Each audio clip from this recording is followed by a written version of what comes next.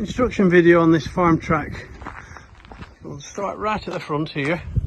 The bonnet catch hiding away down there. And it has this isolator switch here. So when you park it up, switch it off there if you're not using it for a week or so. I've always used it and I've never had a problem with the battery being discharged. This mesh here is designed to catch all that grass. I'll clean it off before it comes, but you can slide it out. Just keep an eye on that, because otherwise if it blocks up, your radiator will get over hot. So when you're shutting this bonnet, use a right good firm push down right in the middle there, and you've got and then make sure you've got it, otherwise you'll jump on tractor and it'll pop up again. Right, we'll go through the controls. Clutch at this side, twin brakes at the other side over there, and foot at throttle, hand throttle up here. These are your gear ranges on this one here. So most of the time I just use it in medium. You've got high, medium and low on there. This is your four-wheel drive selector. It just says on it four-wheel drive. Only use four-wheel drive if you need to.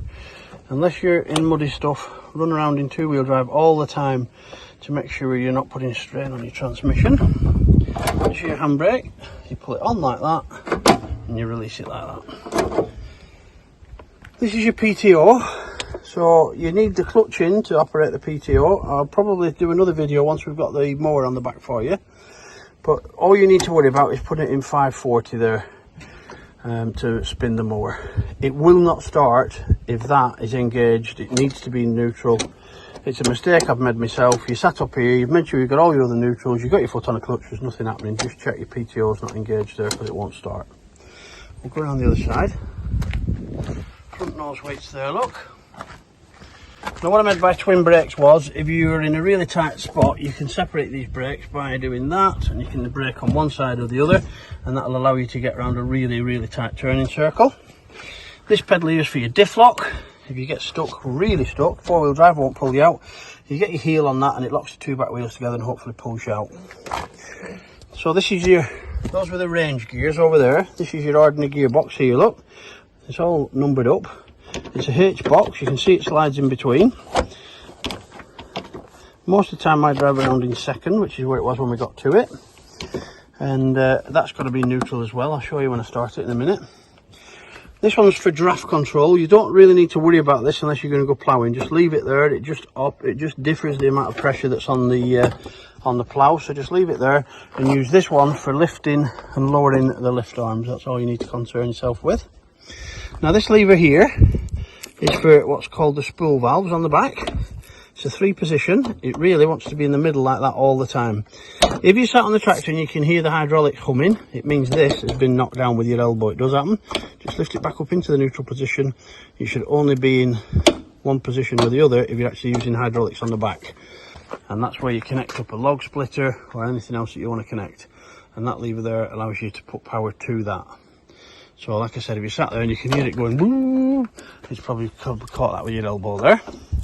Okay, I'm not going to go through light switches and all the rest of it. They're self-explanatory, aren't they? I'll put the tow bar back in. I'll take it off when I've got the topper on, but I'll put it back in and swing it to one side for you. You got trailer electrics there, work light there, beacon up the top.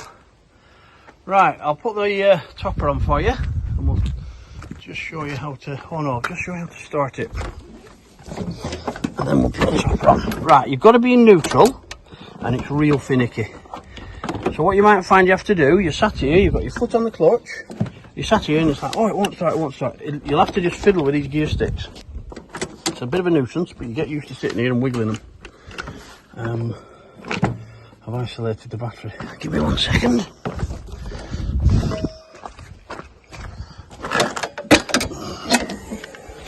Isolator on.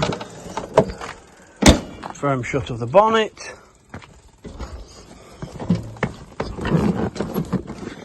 Right. I've knocked it off so I can show you what happens.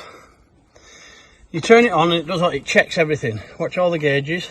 They go all the way to the top and back again. When it's really cold weather, it'll self-heat itself.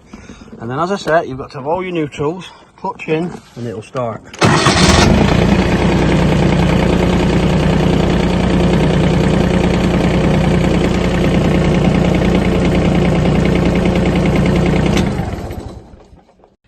Connecting and disconnecting your PTO shaft at the back of the tractor here, you've got to press this button in.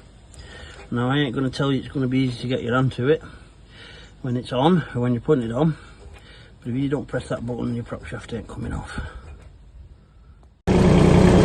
Okay, we've got the topper on and we're ready to go mowing. So what we're going to do is we're going to select the PTO, we're going to select the drive gear, which I'm actually not going to do because I'm doing a static display, but you can select your gear as well.